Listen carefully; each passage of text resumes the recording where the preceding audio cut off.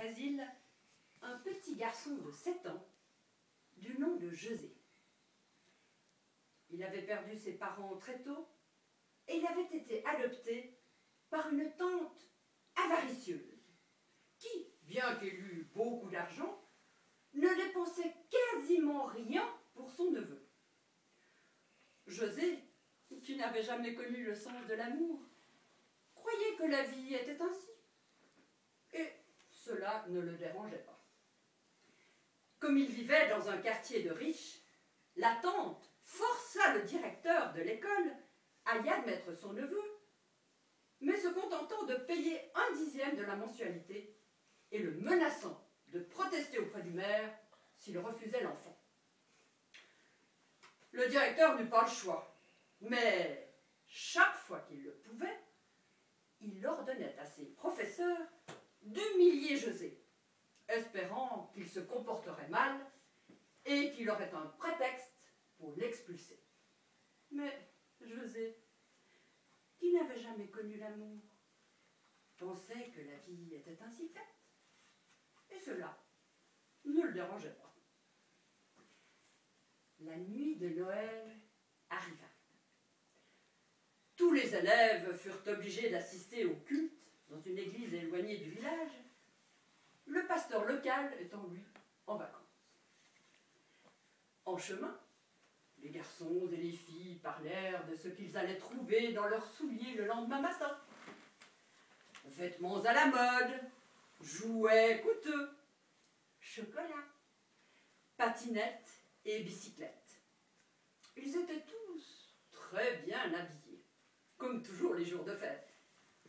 Sauf José, qui gardait ses guenilles et ses sandales élimées et trop petites pour ses pieds. Sa tante les lui avait données en lui disant qu'il aurait la prochaine paire quand il aurait 10 ans. Je vous rappelle qu'il n'avait que 7 ans. Certains garçons demandaient pourquoi il était si misérable et disaient qu'ils avaient honte d'avoir un ami habillé et chaussé de cette manière. Comme José ne connaissait pas l'amour, les questions ne le dérangeaient pas.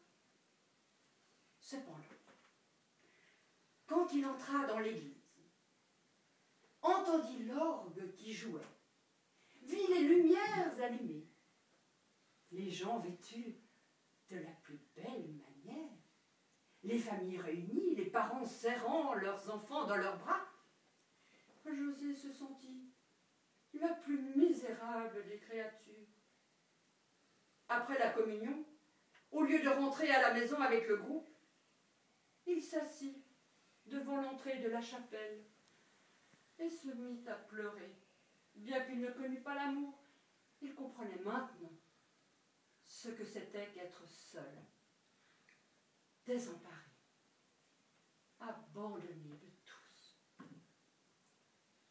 À ce moment-là, il vit à côté de lui un petit garçon, nu-pied, qui paraissait aussi misérable que lui.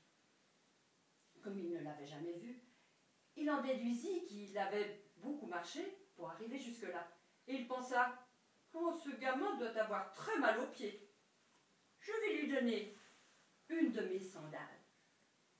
Comme ça, je le soulagerai au moins de la moitié de sa souffrance. » Certes, José ne connaissait pas bien l'amour, mais il connaissait la souffrance. Et il ne désirait pas que les autres ressentent la même chose. Il laissa une de ses sandales au petit et il rentra avec l'autre. Il la changeait de pied très souvent, de façon à ne pas trop se blesser avec les pierres du chemin. Lorsqu'il arriva à la maison, la tante vit que son neveu avait perdu une sandale et elle le menaça.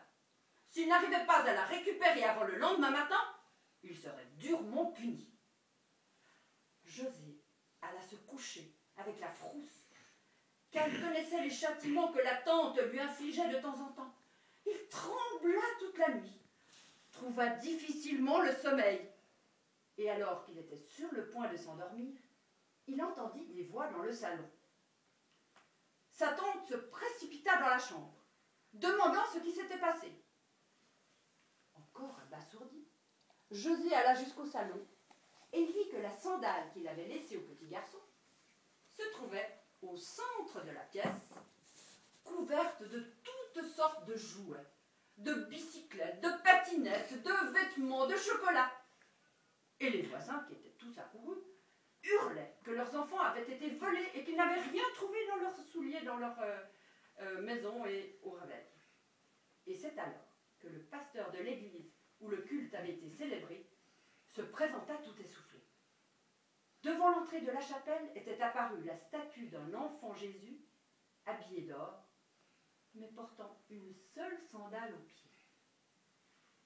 Immédiatement, le silence se fit. La communauté loua Dieu et ses miracles. La tante pleura et demanda pardon.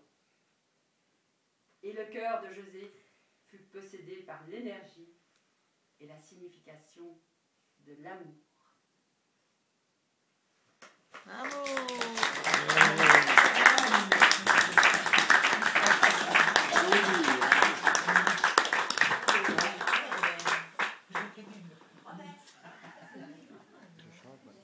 C'était marrant de voir Kelvin quand elle était